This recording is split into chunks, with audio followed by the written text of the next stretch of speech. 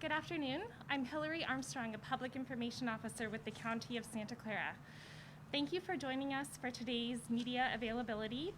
Today we are joined by County Counsel James Williams, who will be speaking to the situation in Santa Clara County following the state's announcement that the Bay Area has been that the regional stay-at-home order has been lifted for the entire state, including the Bay Area.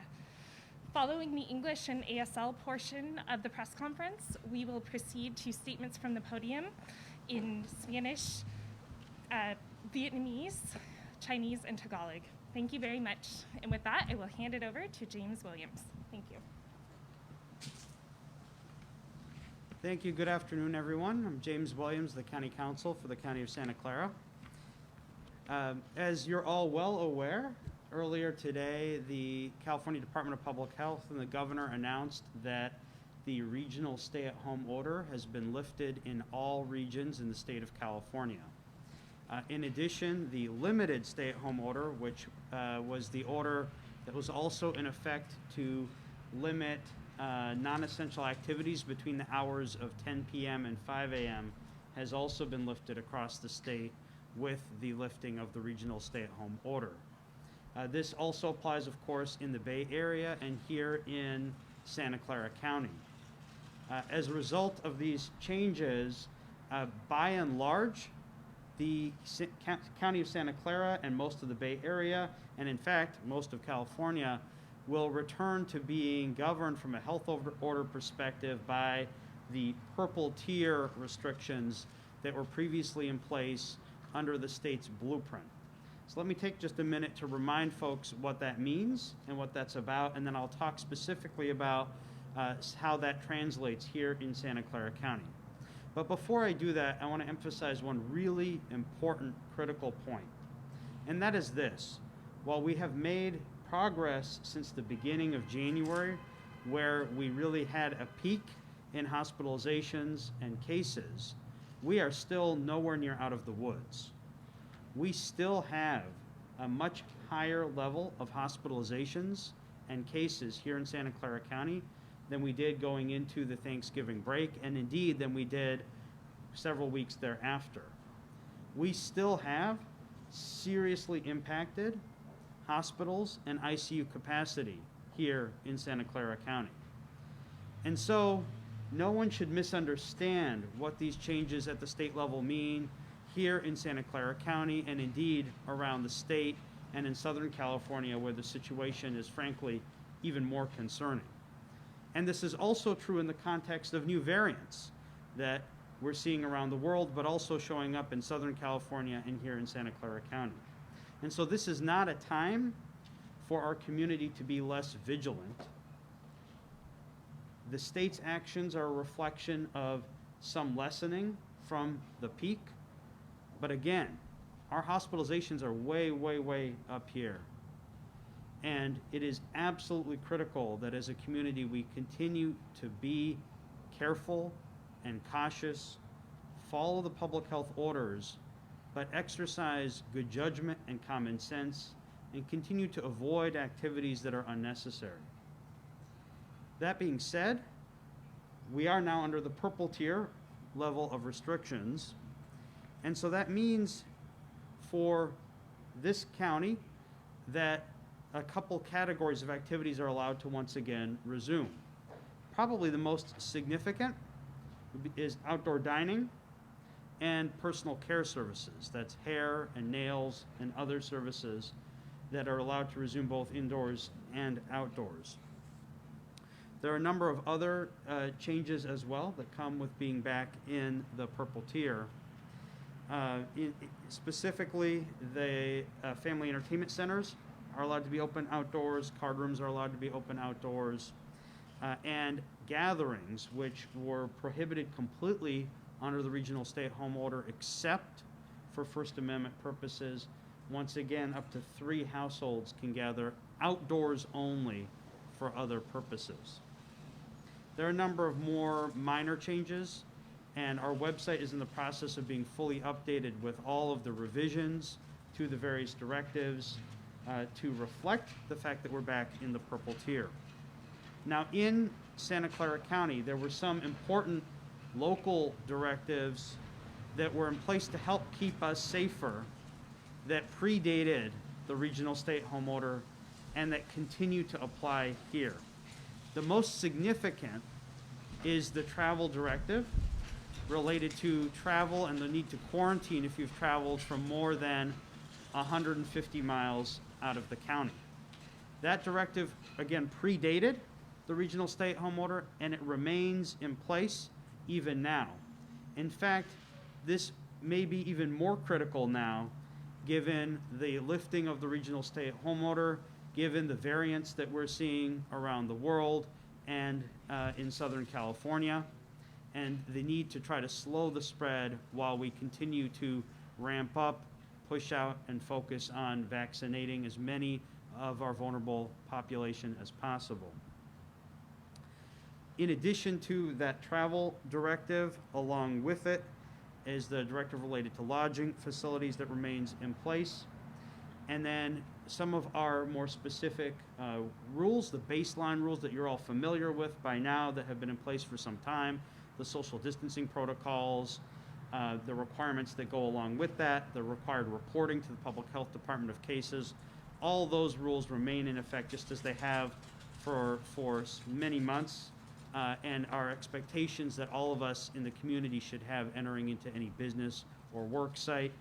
If you're an employee, those are expectations you should have of your employer. If you're a patron customer, those are expectations that you should have of any place that you go visit. And those baseline rules remain unchanged and really form the core of our safeguards here in our community.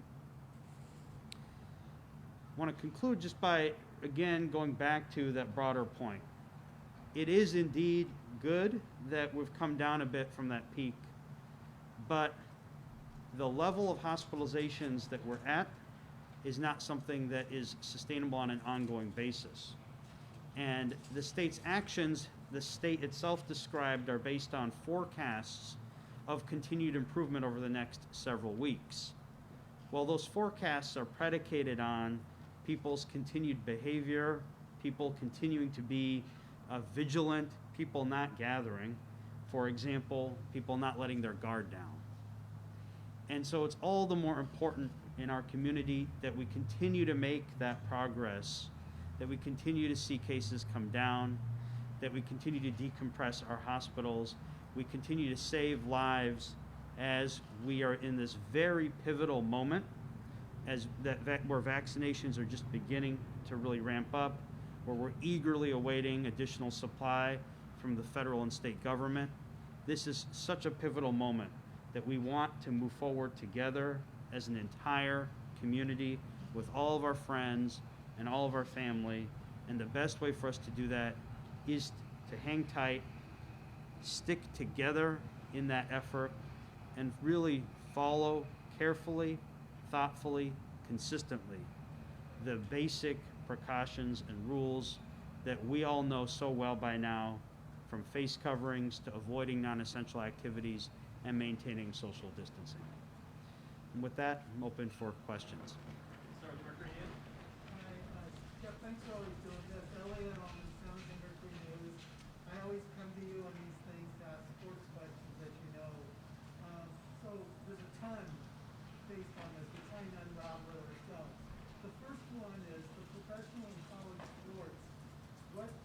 What needs to be done so they can continue competing and practicing in the county?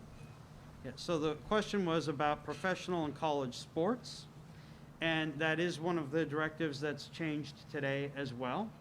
So collegiate and professional sports can resume in Santa Clara County, again without audiences, but can resume in Santa Clara County consistent with that directive. The directive requires across the board testing and also requires that each of these teams ensure that their athletes and that their personnel are limiting any exposure to the broader community and basically keeping within their households or participating in their activities, because close contact sports, obviously there's not social distancing.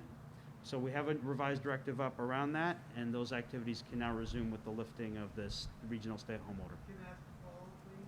Because based on that about contact sports, high school and youth sports, I'm hearing from thousands of parents, if you can imagine. I'm sure you're hearing from more.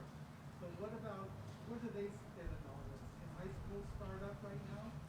So youth and adult recreational sports and other forms of youth sports that are not contact sports, in other words, where you can maintain social distancing, where they are being conducted outdoors, and where you have a stable cohort, those can resume.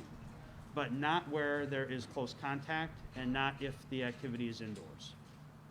And- James, just a clarification, it's a little muffled. You did say outdoor dining is back. That is correct. Outdoor dining can now resume. And then, despite, every other press conference we've been to has been so grim, this feels actually pretty positive. Can you say to the public that what they've been doing the last couple months has actually worked? Is this a result of us staying home and locking down so tightly for the last couple months? So the question was, can we say that this has been a result of what people have done? And that's certainly true. So we have definitely seen cases and hospitalizations come down the last few weeks. And we definitely have seen that there was less travel and activity over the Christmas and New Year holiday period than over Thanksgiving. And there's no question, I think, at this point that you can assess if you look at our epidemiological curve of the cases and hospitalizations, that the surge that came out of Thanksgiving was not repeated coming out of Christmas and New Year's and the December holidays. And that's a really good thing, and that's absolutely a reflection of the fact that I think people took what happened in November as a wake-up call, and I think it's also a reflection of the fact that these measures were taken in December. The stay-at-home order, things like the travel directive going in place after Thanksgiving. I think people recognizing that this is really a driver of transmission and something that needs to be taken very, very seriously. That being said, it's really important to recognize we're just on the downslope, right? We have a ways to go to get back to anywhere near the levels we were at in October and middle of November. And we need to get back down to those levels in order to be in a much safer place as a community, to avoid many, many deaths and serious illnesses, in order to avoid the secondary impacts on our hospitals. And so what people have been doing has been working, and we need people to continue to do that so that those cases and hospitalizations continue to come down, and we can be in a much better place altogether as a community.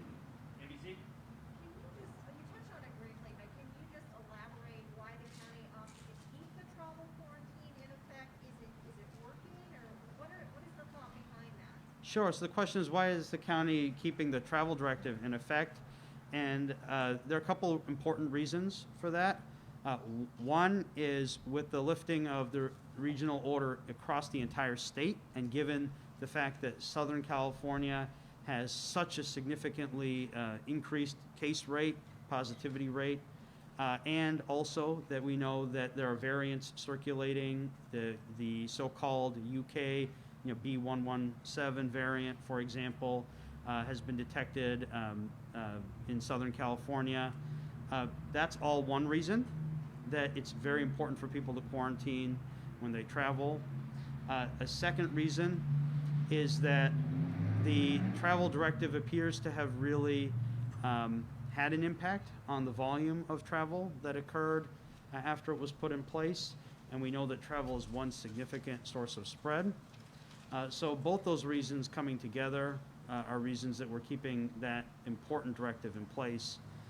But especially right now when our focus is on vaccination, there's different variants circulating, there's a lot of spread out there, and there are a lot of places that have even much higher levels of COVID than we do here in Santa Clara County. Mr. Williams, as I understand it, the county has suspended all deliveries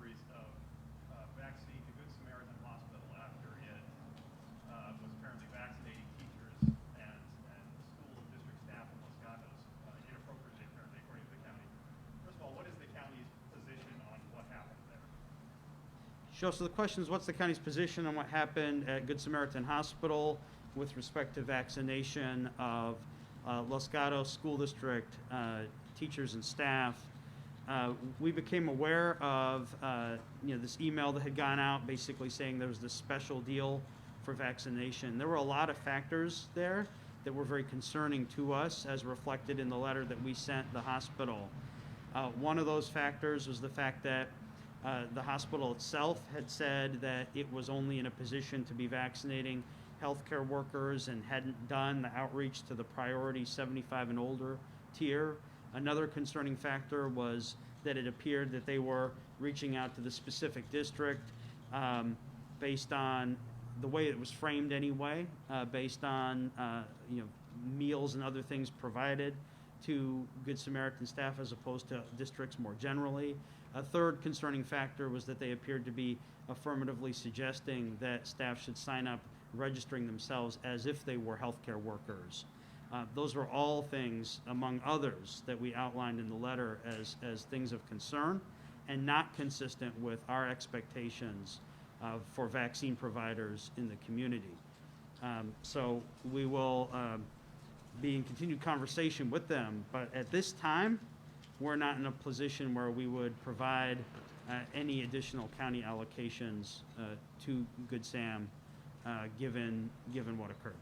The hospital says that they were only administering 65 doses that had been thought out and they were looking to use them. On the other hand, later that night, the school district was telling its employees that well, you can start signing up, and over the course of the next day and through the week, people were going to be getting this. Do you buy the explanation that it was just getting rid of 65 doses that day? Well, the question was, do we buy their explanation about it being potentially wastage? We saw the same email that I think all of you saw, and our concerns expressed in the letter were based on the content of that actual document that was being distributed and circulated, which doesn't appear related to wastage. And when somebody signs that document, are they doing so under perjury? What is the legal significance of saying I'm a healthcare worker? Yeah, when people come for vaccinations, the question is, what's the legal significance when you go and sign up? We're not requiring, for example, in the county's own health system, and I don't believe any other health systems are requiring any extensive documentation, but we are requiring people to attest. That means under penalty of perjury to affirm their eligibility. And that system relies on people being truthful. That's why perjury is a crime, and that's how the system is kind of designed. And so, yes, it's very concerning if someone's suggesting that people should affirmatively select a different category that's not what actually represents who they are. Spotlight. Considering that the last time that county went under, let's say, shelter in place orders, it's because the county dipped under 3% ICU capacity, and considering that just over the weekend, the county reported about, I believe it was 8% capacity in ICU. What was the justification for coming out of the shelter in place when the capacity of the ICUs was still low? So the question is, what's the justification for the regional stay-at-home order being lifted when, for example, in Santa Clara County, by the way, much like many counties in Southern California and elsewhere, ICU capacity is at or below the 15% right now? I think that's a question that you really should ask the State Department of Public Health. There are many counties in Southern California that continue to have seriously affected hospitals. And so that's something that we're very concerned about. But they have done projections based on their models as described, I think, at today's state press conference, where they believe that all the regions are headed out of that danger zone. Yes. You had said that the lodging directive was one of the things staying in place. Could you expound on that? Remind us exactly what that means again? Sure. So the question was related to the lodging directive, which kind of goes hand in glove with the travel directive remaining in place. That directive has to do with limiting bookings at lodging facilities to only essential travel. And the travel directive, of course, strongly discourages any non-essential travel and puts the quarantine in place So those two kind of fit together as part of a broader effort to discourage any non-essential travel in Santa Clara County. Good, Mercury News? Thanks again. As it stands at this moment, the San Jose Sharks have their first two home games in the Phoenix area, February 1st and February 8th. Can they now play those games in SAP Center? So the question is, can the Sharks now play at SAP Center? And the answer is, if they're adhering to the new directive, yes, they could. Good, ABC?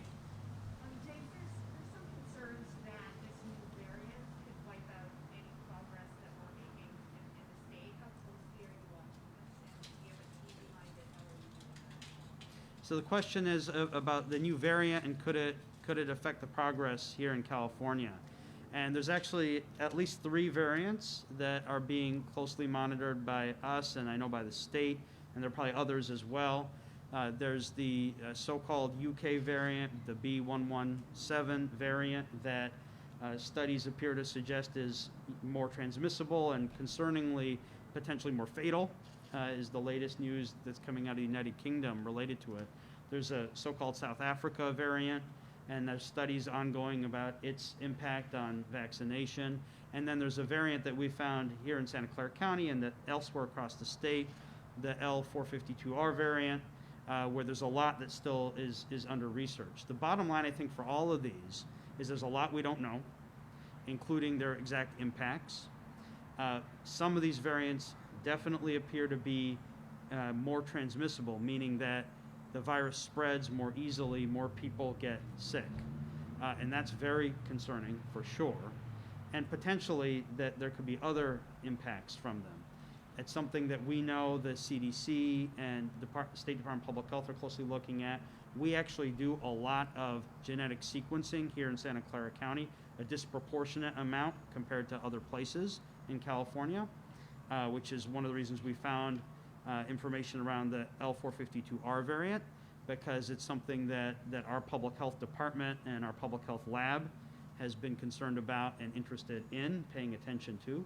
So we're definitely monitoring all that, but we really don't know a lot of what it's going to shape up to be. What we do know right now is that it's a very good reason to be all the more vigilant.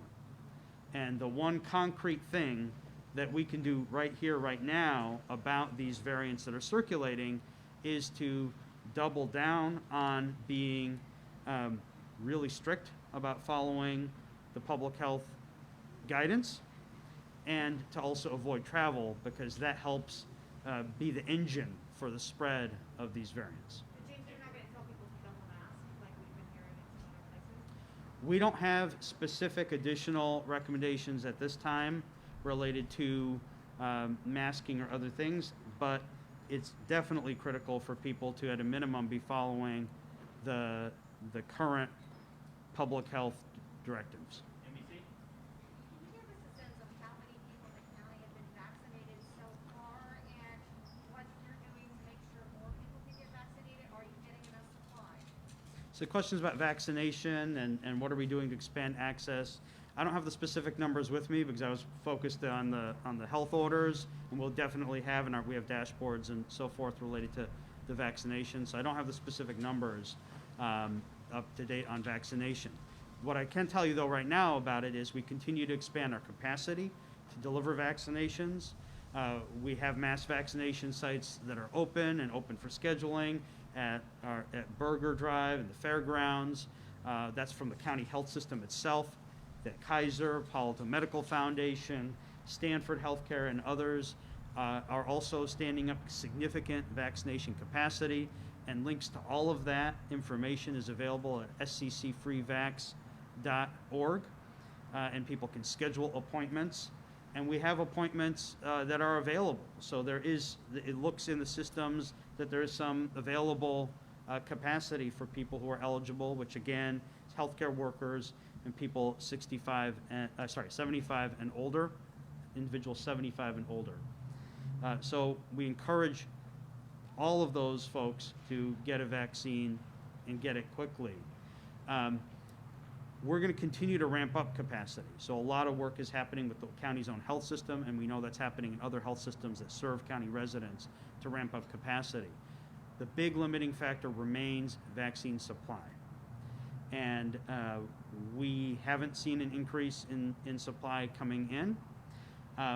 We are hopeful with the statements from President Biden, with the Biden administration's new plans, to see how that translates on the ground. We know it'll take a little time, but they clearly have this as one of their core missions. And so I'm sure that there will be changes coming that will be very concrete. We just don't know yet how that's going to translate here on the ground. And we also expect that there'll be more changes coming at the state level. So final question from the spotlight. Yes. In terms of enforcement, like what is the county doing to ensure that these directives are being enforced? So questions around enforcement. So as I think many of you know, we do have an enforcement and compliance team. It does take an education first approach. But if people have issues, they can go to the portal, seccovidconcerns.org, and fill out a form on that portal. It's a web portal, and those are all looked into by our enforcement team. We do have enforcement officers that go out and look into compliance. And if necessary, they do issue fines, and we do follow up on those. We take these very seriously. These are health and safety rules, right? This is about serious illness. This is about preventing death. And so it really ranks high up there with some of the most important rules that we have as a society that we follow to keep each other safe. And so we certainly take it seriously. We have a unit. We focus. We prioritize. Resources are limited, but it is something that we want to make sure, first and foremost, that the businesses that are operating in our county, all the other entities operating in our county are doing so in a manner that's safe and protective of their employees and of their customers. Thank you, everyone. We'll now go to the Spanish portion of the media availability. Thank you.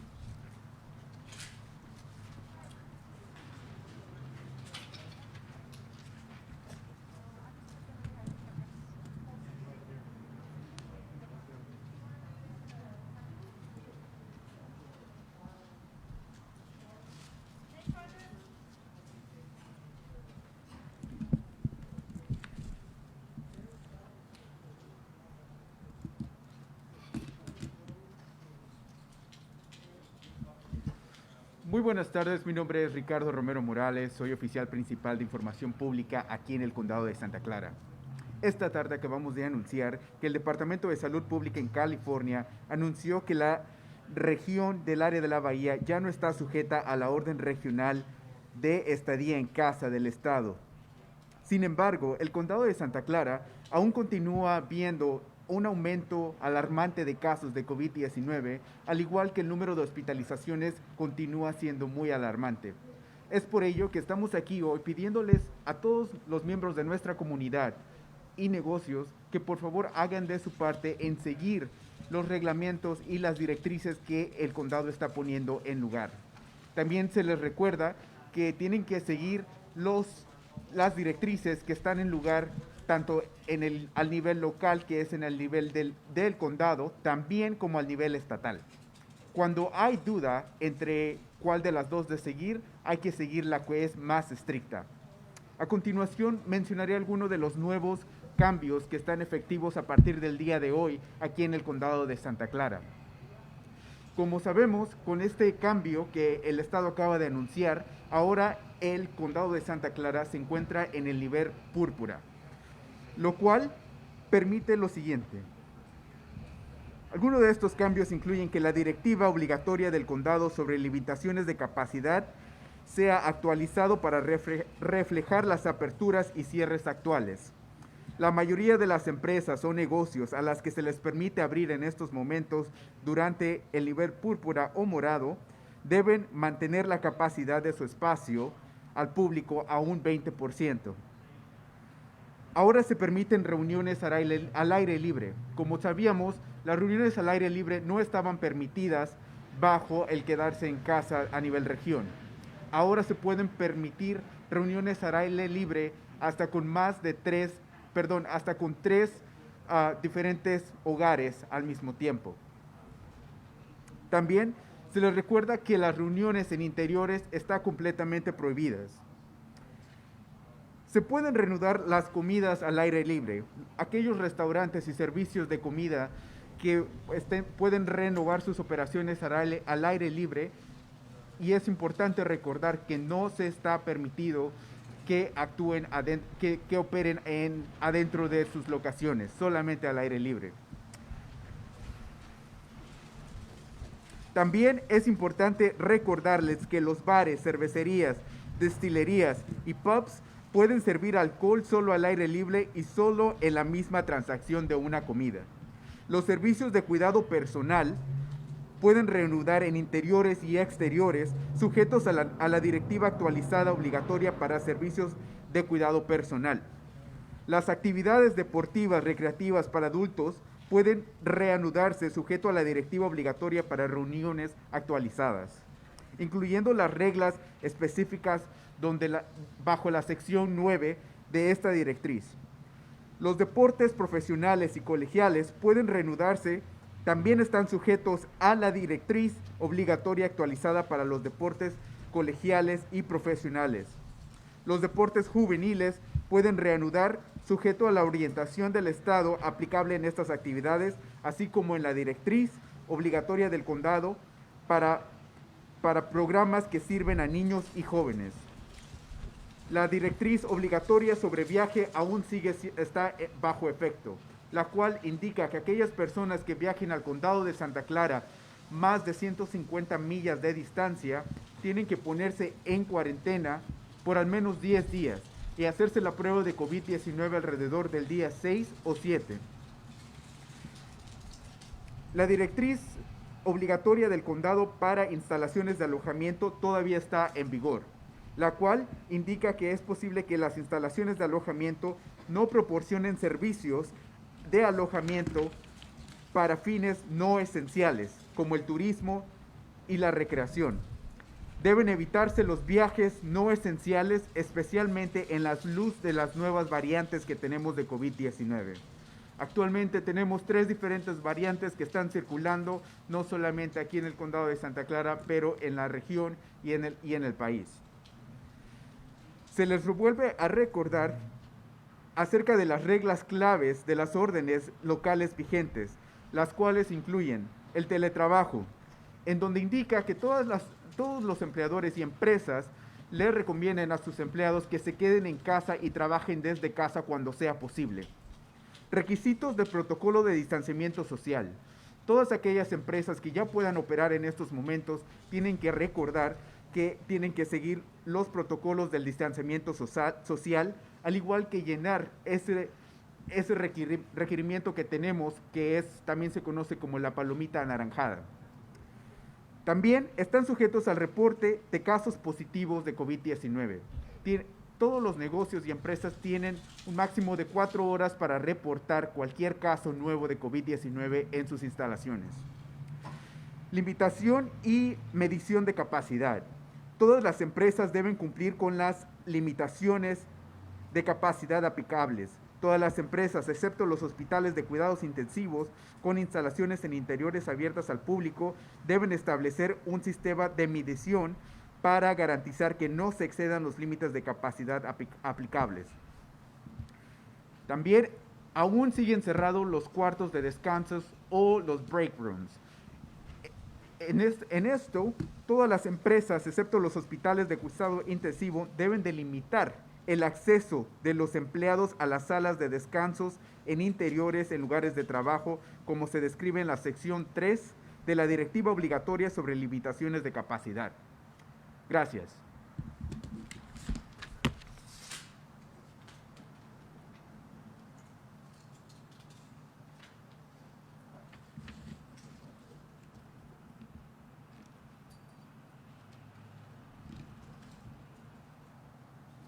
Xin chào quý vị, tôi là Khánh Ly, là nhân viên truyền thông của quận hạt Santa Clara.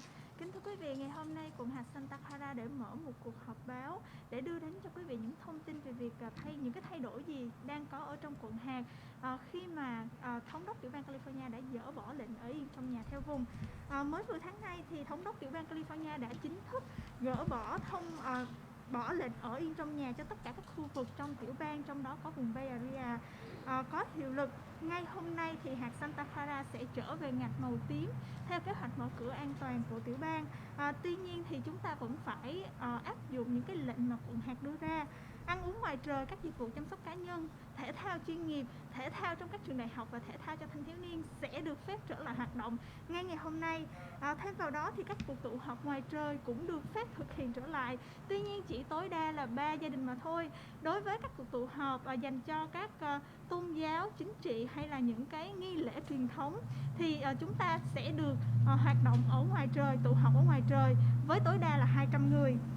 Chỉ thị bắt buộc phải cách ly 10 ngày khi đi ra khỏi quận hạt trong vòng 150 dặm thì vẫn có hiệu lực. Thành ra là nếu như những ai quý vị là những người có thể đi ra khỏi quận hạt 150 dặm thì khi mà quay trở về thì chúng tôi vẫn khuyên quý vị là hãy cách ly trong vòng 10 ngày để chúng ta có thể bảo vệ cho chính bản thân và những người xung quanh. Vẫn như mọi khi thì tất cả các doanh nghiệp và cư dân phải tuân theo lệnh của quận hạt và tiểu bang. Nếu như mà quý vị thấy được cái sự khác biệt giữa hai lệnh thì quý vị phải áp dụng cái lệnh nào nghiêm ngặt hơn. Covid-19 vẫn tiếp tục lây lan nhanh chóng trong cộng đồng. Để chúng ta có thể mở cửa được lâu hơn và có ít hạn chế hơn thì chúng ta phải cùng nhau tiếp tục thực hiện các biện pháp an toàn để phòng ngừa Covid-19. Tất cả các cơ sở kinh doanh được phép mở cửa phải điền và nộp bản giao thức giữ khoảng cách xã hội. Thêm vào đó thì quý vị cũng phải lên cái trang mạng của chúng tôi để biết được là những cái chỉ thị bắt buộc phải thực hiện của quý vị là như thế nào thì hãy lên vào cái trang mạng là www.sccgov.org/coronavirus. Tất cả các cư dân cũng phải vào cái trang mạng này để quý vị xem được là những cái hoạt động mà quý vị muốn thực hiện có được cho phép hay không, hoặc là có những hạn chế gì hay không trước khi mà mình thực hiện nha quý vị. Và nếu như mà quý vị muốn biết thêm thông tin về việc xét nghiệm Covid-19, quý vị có thể vào trang mạng là sccfreetest.org. Và nếu như quý vị muốn biết thêm thông tin về chủng ngừa Covid-19 thì quý vị có thể vào trang mạng là sccfreevax.org. Chúng tôi có rất là nhiều ngôn ngữ và có cả ngôn ngữ tiếng Việt để quý vị có thể tìm hiểu thông tin dễ dàng hơn. Xin cảm ơn.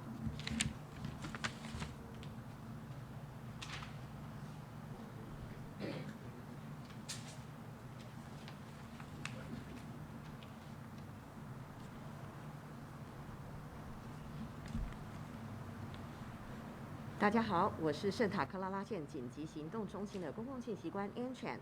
今天记者会主要是关于加州宣布了取消区域性的居家令，圣塔克拉拉县将回到紫色的风险等级。从今天开始，圣塔克拉拉县将重回根据加州政府更安全的经济蓝图里面的紫色风险等级，并且保留了一些本地的限制。户外用餐、个人护理服务、职业、大学、成人还有青少年体育活动是可以恢复的，但是呢，必须遵守相关的限制措施，并且允许最多3个家庭在户外的聚会。圣县的强制性旅行检疫是仍然有效的，要求大多数从150英里之外旅行进入到县内的人进行10天的检疫。和往常一样，企业和个人呢必须同时遵守州和县的卫生官员命令。两者之间如果有任何的冲突，则必须遵循更严格的命令。一些关键的规则是仍然有效的，并且适用于所有的企业，像是企业必须尽量的让员工在家里面工作，必须提交修订的社交间距规程，所有的企业还有政府的实体依法必须知道员工确诊阳性4个小时之内呢提报给卫生局，而员工也必须及时的让公司知道，如果自己检测呈阳性。所有的企业务必遵守适用的可容人数限制，还有呢，就是要持续的关闭室内的休息室，并且限制员工的进入。任何的消息跟更新的话，可以上圣县的网站 www.sccgov.org/covid19， 选择中文的页面。与此同时，不论您是否已经打了疫苗，请大家继续采取措施来减少病毒的传播，还有减低对医疗系统的压力。这些措施包括尽可能的待在家里面，出门的时候戴口罩，限制与同住一起以外家人朋友的聚会，与他人保持至少6英尺的身体距离，经常的洗手，还有在有资格的接种疫苗的时候呢，去接种疫苗。最后，祝大家平安健康，谢谢。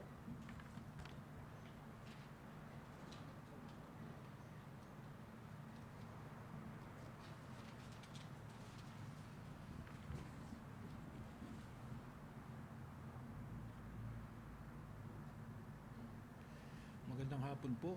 Ako po ang inyong tagapaglingkod, si Ted Gomez, ang Public Information Officer ng Santa Clara County. Inanunsyo ng Estado ang pag-angat ng parehiyon pamamalagi sa order sa bahay, pagbalik ng Santa Clara County sa Purple Tier. Ang panlabas na kainan, personal na serbisyo ng pangangalaga at ang palakasan para sa profesional, kolehiyo, pang-adulto at kabataan ay maaaring ipagpatuloy na may kinakailangan pagbabago at ang mandatory travel quarantine ay nananatili sa lugar. Ngayong umaga, inihayag ng Estado ng California ang pag-angat ng parehinyong pamamalagi sa bahay, order para sa lahat ng mga rehiyon sa buong estado, kabilang na ang Bay Area.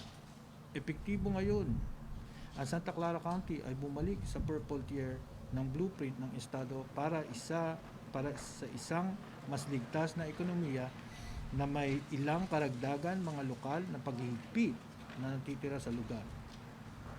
Ang panlabas na kainan ay maaaring ipagpatuloy ngayon, pati na rin ang mga serbisyo ng personal ng pangalaga at ang profesional, kolehiyo, pang-adulto at pangkabataan na palakasan.